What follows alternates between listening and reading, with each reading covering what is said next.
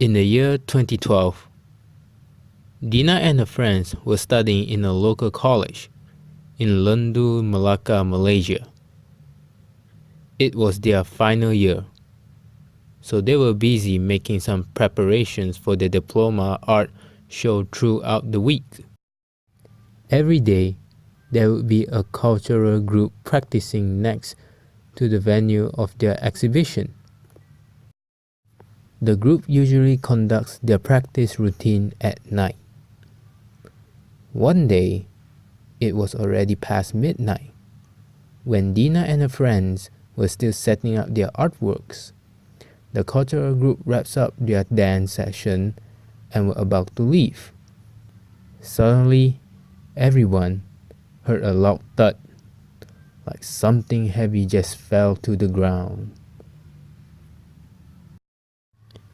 It turns out one of the dancers collapsed. She suddenly got up and started acting strangely. She began crackling like a witch and started to perform the traditional Myuu dance. Obviously, everyone was freaking out, as the dancer looked like she was in some sort of trance. Dina and her friends decided that it was a sign to wrap things up and call it a day. She didn't know what happened to the poor dancer in the end. I always heard stories of this traditional dancer making appearance in our college, but I never thought that I'd see it happening right before my own eyes one day, said Dina.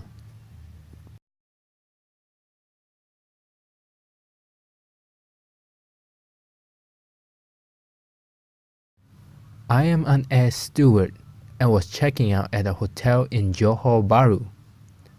One morning, when another stewardess queued behind me, she was pale and quiet. She relayed that she hadn't slept all night. She was watching television when from the corner of her eye, she saw a vague white mist gliding from her bathroom into the closet. Moments later, her closet began rattling. She was too scared to go outside, as it meant having to pass the closet.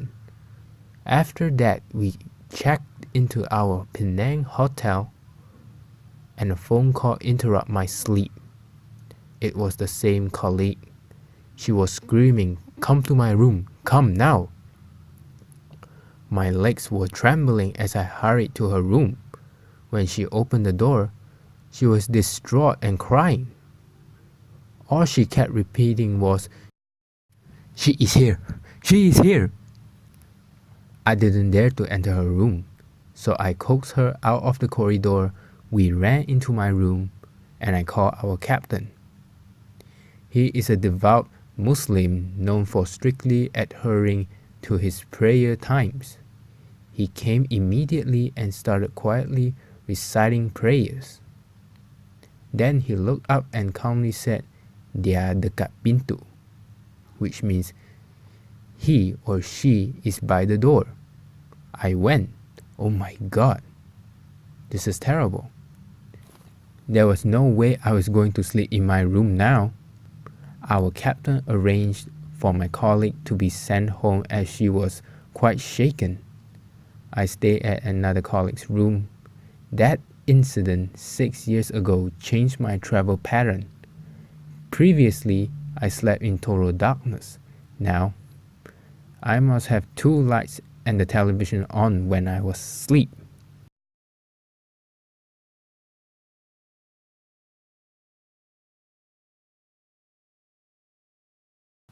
Exam season can be the most stressful period for any student.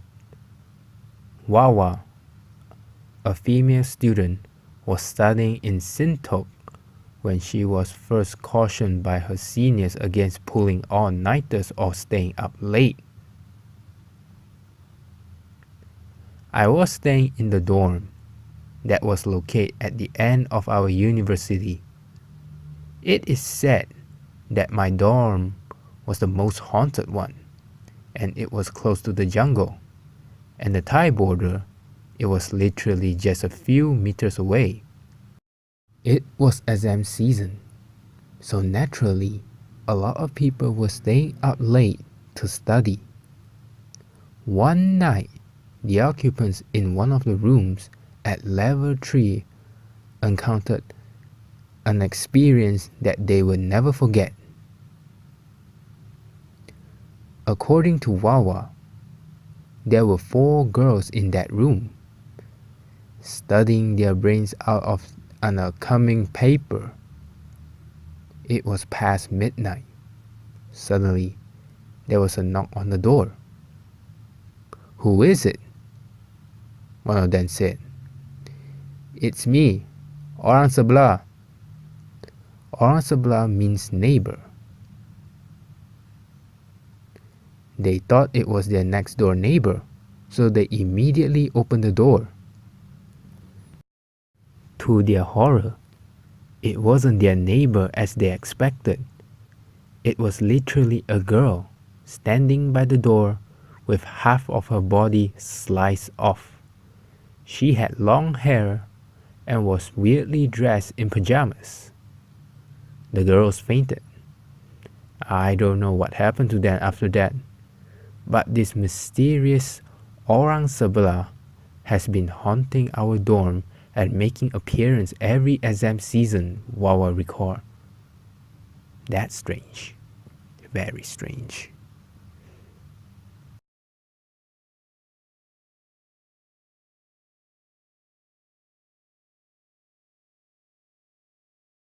There is a terrace house in Kuantan, Pahang, with a sinister past.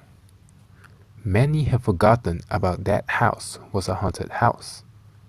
In the early 90s, there was a tragedy in this house where the whole family committed suicide. A father and a mother and her young children. The couples were quite young, with the male I think about 30 plus and the wife slightly younger than him. Unfortunately, the man suddenly befriended a businesswoman who was very successful. Initially, it was business talk as the man was said to have some problems. The more he got involved with his new friend, the more he neglected his wife and children. Kuantan was a small town. News for their close encounters spread like wildfire around town. Somehow, the wife came to know about their affair.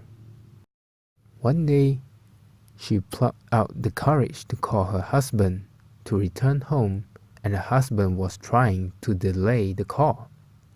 This made the wife very angry and issued him an ultimatum. That is, return or prepare to face the consequences. He thought it was only a small threat and ignored the warning. He only returned the next morning. He had not expected to see what was in store for him. As he opened his house door, he was shocked to see that his wife hanging at the doorway of their bedroom, and his 2 young children were also hanged along with his wife. All of them apparently dressed in red, a sign that she will seek revenge after her death. Terrified and saddened by this packed suicide, the husband went out and purchased cylinders of gas. Well, he tried to shot himself with gasoline, but it failed to kill himself. So he hanged himself. With the gas smell everywhere, the neighbors suspect something fishy is going on, and they seek help from the police.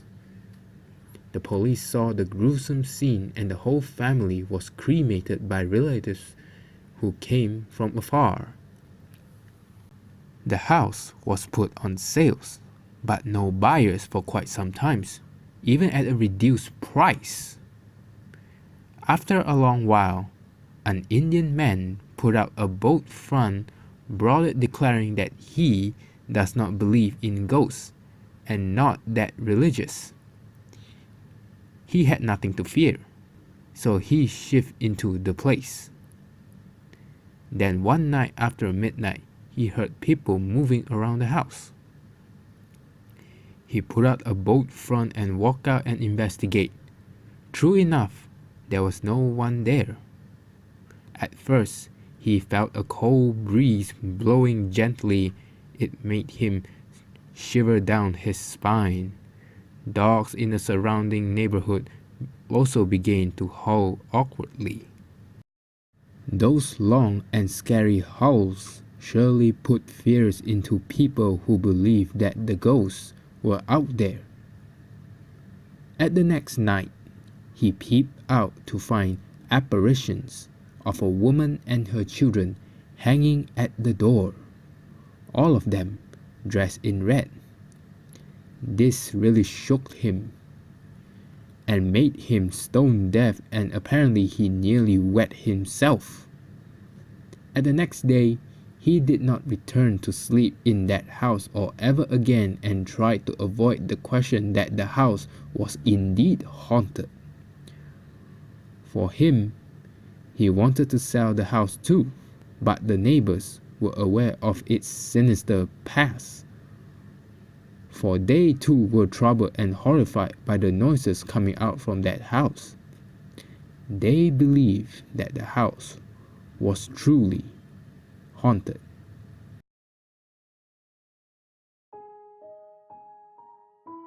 Thank you for listening. Well, I was actually kind of nervous when I record this first horror storytelling video,